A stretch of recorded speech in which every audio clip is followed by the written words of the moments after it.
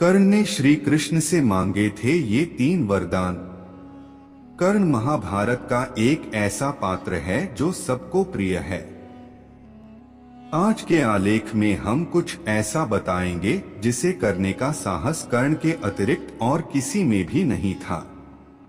महाभारत में जब कर्ण के रथ का पहिया धरती में फंस गया, तब अर्जुन के पास अच्छा अवसर था कर्ण का वध करने का, परंतु कर्ण ने अर्जुन को रोक दिया क्योंकि वो उस समय निहत्था था।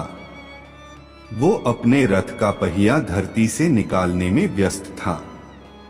अर्जुन कर्ण की बात सुनकर रुक गया। तब भगवान कृष्ण ने अर्जुन से पूछा, हे पार्थ, तुम रुक क्यों गए? बाण चलाओ। अर्जुन ने कहा, निहत्थे योद्धा पर आक्रमण करना युद्ध के नियम के विरुद्ध है।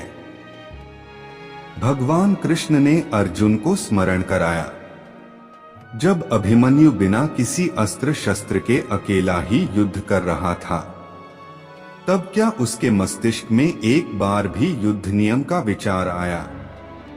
साथ ही भगवान ने कौरवों द्वारा द्रौपदी का अपमान भी स्मरण कराया। अर्जुन को यह सब याद करके बहुत क्रोध आया और उसने कर्ण पर बाण चला दिया। कर्ण की परीक्षा उसके बाद कृष्ण एक ब्राह्मण का रूप धारण कर उसके पास गए और कहा, हे कर्ण, मैंने सुना है कि आप महादानी हैं और दान देने से कभी पीछे नहीं हटते। मैं निर्धन ब्राह्मण हूँ और आपसे दान मांगने आया हूँ। उसने ब्राह्मण से कहा कि मेरे पास अभी आपको देने के लिए कुछ नहीं है। मैं अपनी मृत्यु की प्रतीक्षा कर रहा हूँ, ऐसे समय में मैं आपको क्या दे सकता हूँ? तब ब्राह्मण ने कहा कि मैंने सुना है आप किसी को खाली हाथ नहीं जाने देते। तब अचानक कर्ण को अपने स्वर्ण दांत का याद आया। तब उसने एक पत्थर से अपने दांत को तोड़कर ब्राह्मण को दान में दे दिया। ब्राह्मण ने कहा कि यह दांत आपके मुख से निकला है, आथ ये जूठा है और अपना जूठन एक ब्राह्मण को देना धर्म के विरुद्ध है। तब जीवन और मृत्यु के मध्य जूझते हुए उसने एक तीर धरती की ओर छोड़ा और वहां से गंगा बहने लगी। उसने गंगाजल से उस दांत की शुद्धि की और ब्राह्मण को दान में दिया। कर्ण को मिला वरदान। तब भगवान कृष्ण ने अपना स्वरूप कर्ण को दिखाया और प्रसन्न होकर कहा कि तुम मृत्यु के समय भी अपना धर्म नहीं भूले।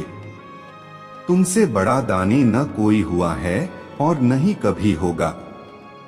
भगवान ने कर्ण से वरदान मांगने के लिए कहा। ब्राह्मण रूप में स्वयं परमात्मा थे और मृत्यु के समय उसकी परीक्षा ले रहे थे। यह देख कर्ण चौंक गए। तब कर्ण ने भगवान कृष्ण से अपनी मृत्यु के समय 3 वरदान मांगे।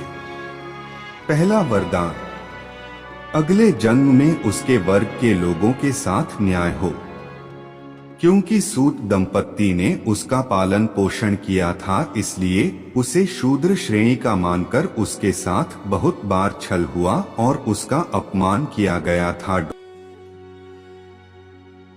दूसरा वरदान था कि भगवान अपने अगले जन्म में कर्ण के राज्य में जन्म लें। तीसरा वरदान था कि उसका अंतिम संस्कार किसी पाप मुक्त स्थान पर हो। यह सुनकर भगवान दुविधा में थे कि धरती पर ऐसा कोई स्थान नहीं है जहां पाप न हुआ हो।